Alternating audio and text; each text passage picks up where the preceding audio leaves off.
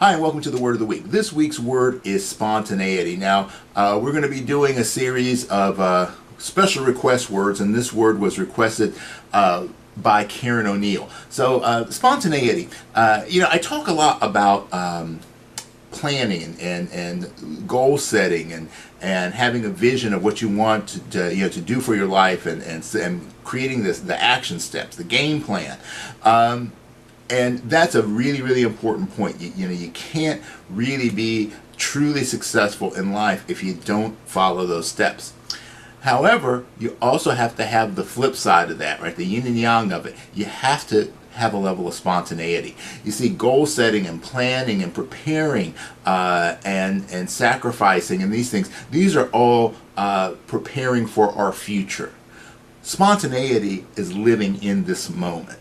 And if we spend all of our time thinking about the future and not enough time living in the present, this creates an imbalance, and this makes for sometimes very miserable people. But the flip side of that is that if you're always spontaneous, if you never have plans, and if you never set goals, and if you never follow procedures and protocols and make those sacrifices for the future, then when you get to that point in the future, maybe you're not going to be where you want to be, and you're not going to have what you need to have. All right, so it's a very delicate balance.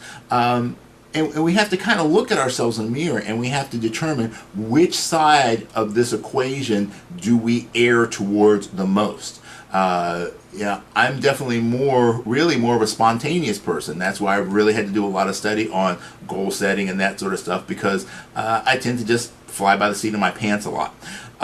So focusing on the other side of the equation helps me out a lot. If you're really good at, the sacrifice, the planning, the procedures, the disciplines and things like that, then maybe you need to think about, how can I be a little more spontaneous today? It's not every day, and it's not in every action. It's just, we really need to have a balance. Every day we should have things that are planned out, but we have to be prepared to be spontaneous. We have to accept that that's part of what makes life worth living, the ability to do things as we want to do them. But it's creating that really delicate balance so that we don't allow ourselves to be stuck on one end of the spectrum. As a martial artist, spontaneity is very important. We learn forms to teach us structure, but then the process of application has to be spontaneous. Right? We can't think about it, we can't plan it out, we just have to act. But if we just go in and just start acting spontaneously and don't practice those traditional forms, we don't practice the structure, develop the structure that we need, then we're missing a lot of stuff. And while we may get some temporary gratification, our long-term results are going to be lessened by the lack of depth and breadth of our knowledge and our ability.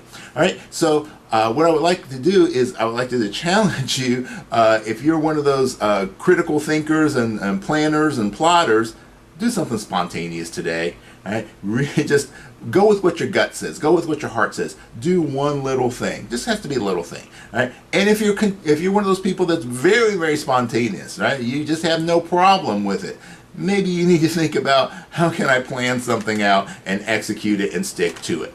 Okay? So I hope you enjoyed this week's lesson, and hope to see you next week. Oh, and by the way, if you would like to suggest a word for us to use in a future installment, please send an email to coachjose@dowellness.com, and in the subject, put Word of the Week suggestion. Give us your word, and we'll try and get to it as soon as possible. Okay, thanks.